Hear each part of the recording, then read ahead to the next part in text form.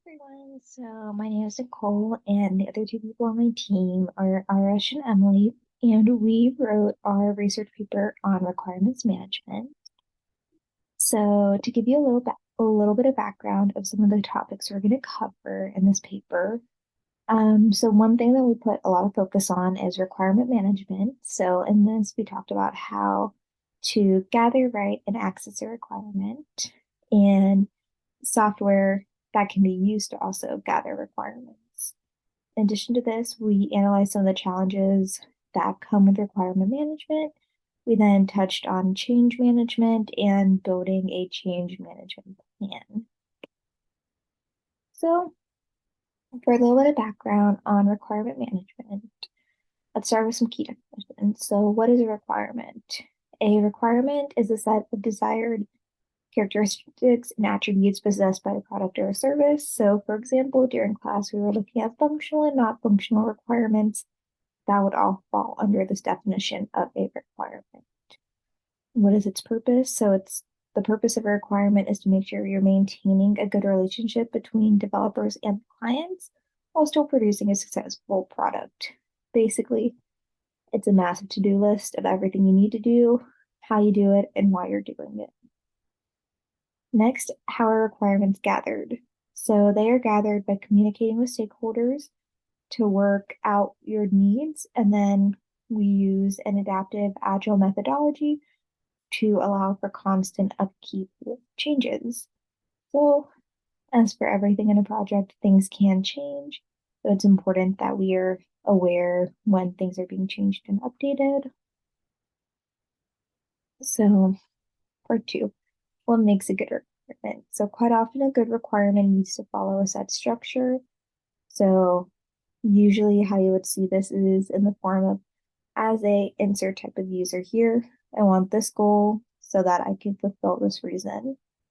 With this said, there are rules and syntaxes to writing a good requirement. So it has to be a full sentence. It has to follow the rules. It has to be semantic and pragmatic. So this means that the syntax needs to be minimal, well-formed, and conflict-free. Also means it needs to be conceptually sound, orientated around a problem, unambiguous. It also needs to be a complete full sentence that's independent, scalable, and uniform to the project.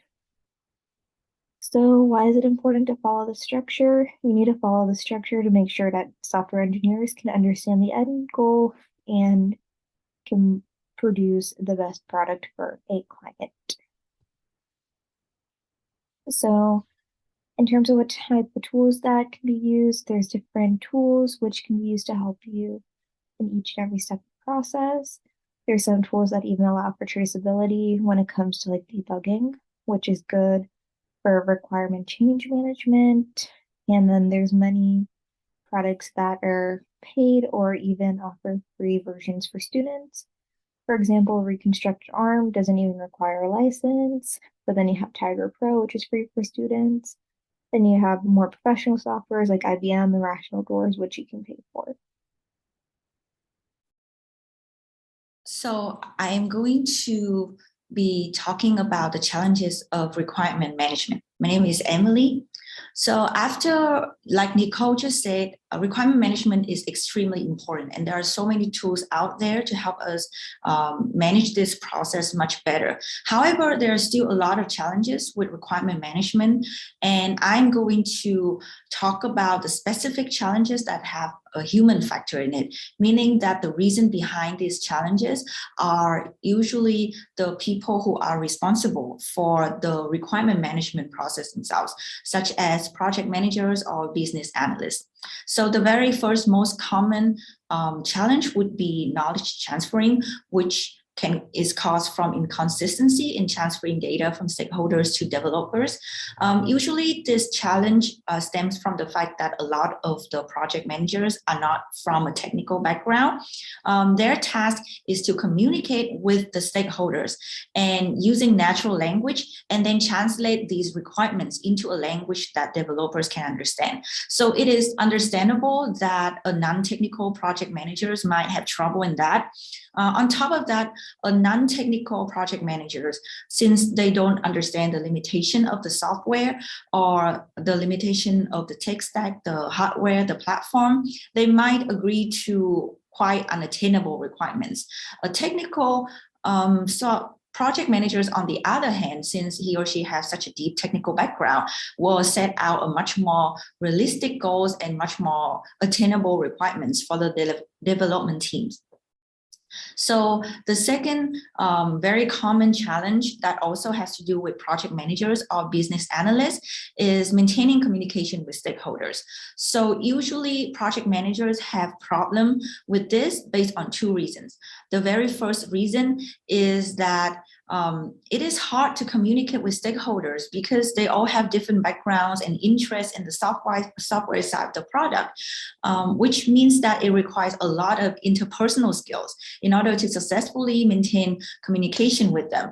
However, this time technical project managers usually, according to a few studies that I found, tend to lack interpersonal skills or like actual project management skills because they have been working for so long in the software side of the product. It can be hard for them to gain a lot of soft skills like communication, leadership, time management, task delegation skills, and all of that. The second reason is that it comes from the actual education background and the training that these business analysts and project managers received either in school or in the training that they received from the company.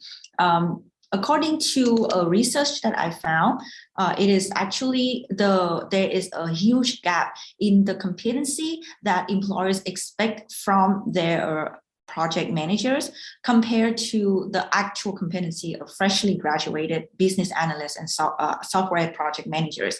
And as you can see from the table, the competency with the highest gap from expectation versus reality are all the interpersonal ones.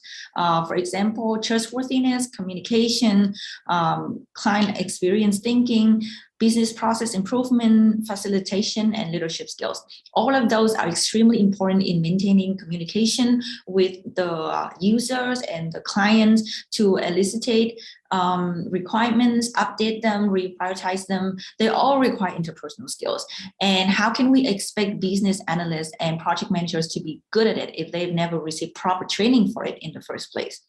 So judging from all the problems and challenges that we just discussed, of course, it can be seen the common solution of all the research I found is that having a project managers or business analysts that possess both technical and interpersonal skills are very beneficial to the project success.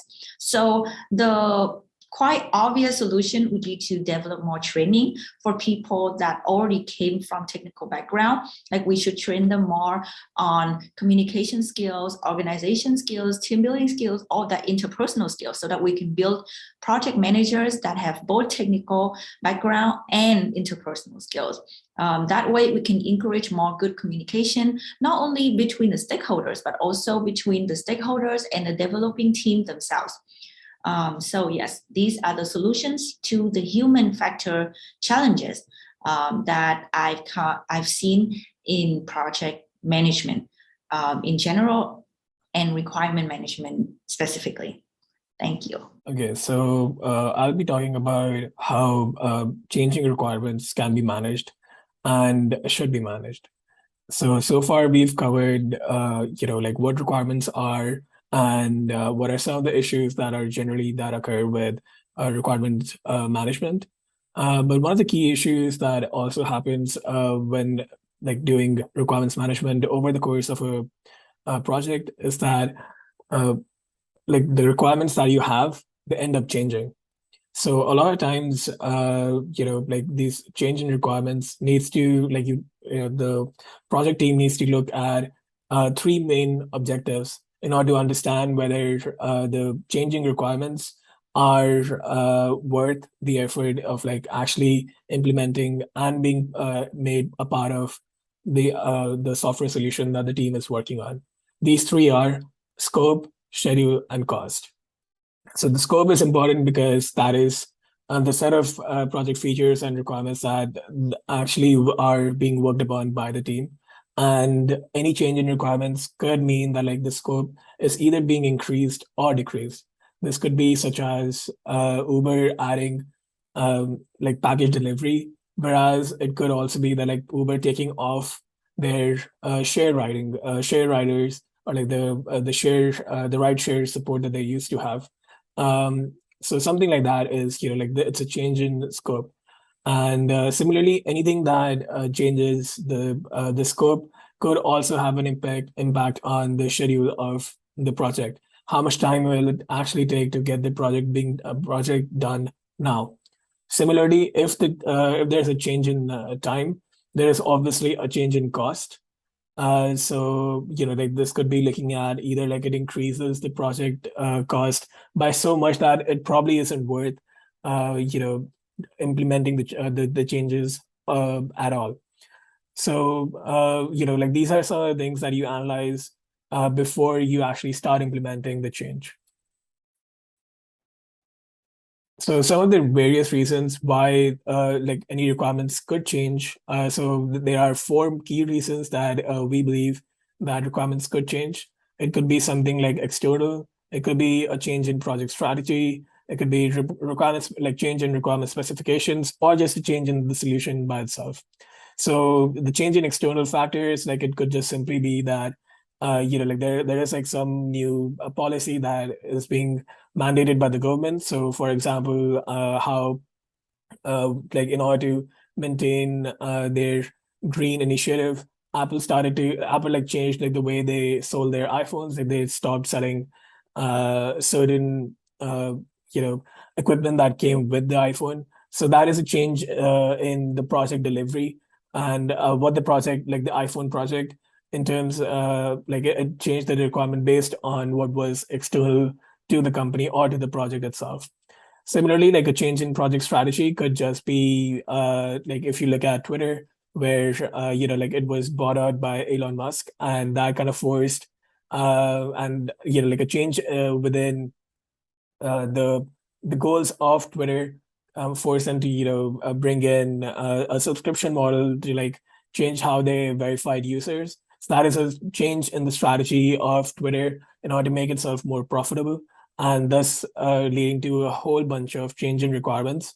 Similarly, like a change in requirement specifications could be, how like when the developers themselves see a change, like they start to like better understand what the product needs, and are looking to like implement changes based on now their newer and like better understanding of the product. Similarly, a change in solution could just be, such as, for example, like one is like an application that is currently using a particular payment method, and now intends to use, suppose, Stripe as their payment method because that makes it easier to like do a lot of payments across a lot of different countries that Stripe supports. So this diagram that we have on the top right, like that is from our lecture, like our first lecture class, and it kind of like also talks about how like the identification of these changes and requirements, like it is really helpful when like you're in the requirements phase, and is relatively easy and like more cost efficient when like you're doing all of these changes when you're still within the requirements definition phase of a software development lifecycle. Because the later you go, it becomes tougher, and it makes like the change management process, like while the change management process might still remain the same, it's just that implementing those changes becomes a lot more tricky. And and that is something that you want to avoid and like want to like start planning around. So this kind of data, like it helps us give insight into that. If you're looking for requirements change, you definitely want to focus primarily towards like requirements definition, like try and like keep your changes or like try and like maximize any kind of like changes at that stage. Furthermore, like in order to like investigate what the RCM process would look like, which is a requirements change management process. So we like upon doing literature review, we discovered that there are three key phases that are required for a requirement change process to result in really good specifications. And these three phases are communication, analysis, and implementation. Communication was one of the key features that we realized was also something that was a challenge within requirement management in general. And this would be like communication between the originator of the change request and the team. The communication within the team to understand like that takes place when they're trying to like understand and establish what the impact of the change is going to be. Furthermore, like the analysis needs to be a lot more deep. Like it can't just be an analysis of what the change request is and like where the impact is. It also needs to be an analysis on the implementation, the schedule, the cost, and the risks associated with the project. Similarly, like the implementation phase is where like most of these changes are implemented. But then the implementation phase is also where you need to document all of these changes into the project documentation and make sure that these changes become like that the new requirements that have been put into the project are now verifiable and traceable throughout the project. So that like in case of newer changes, like you're able to like go back and see whether like you like are these changes like new, or is it something that like the team has already worked upon?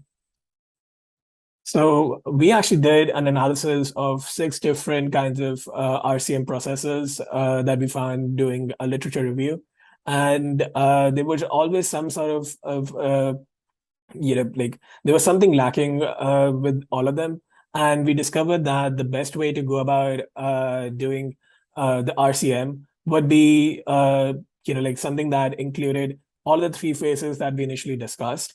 So we have created our own change request, a requirement change management a process, and this flowchart goes over it.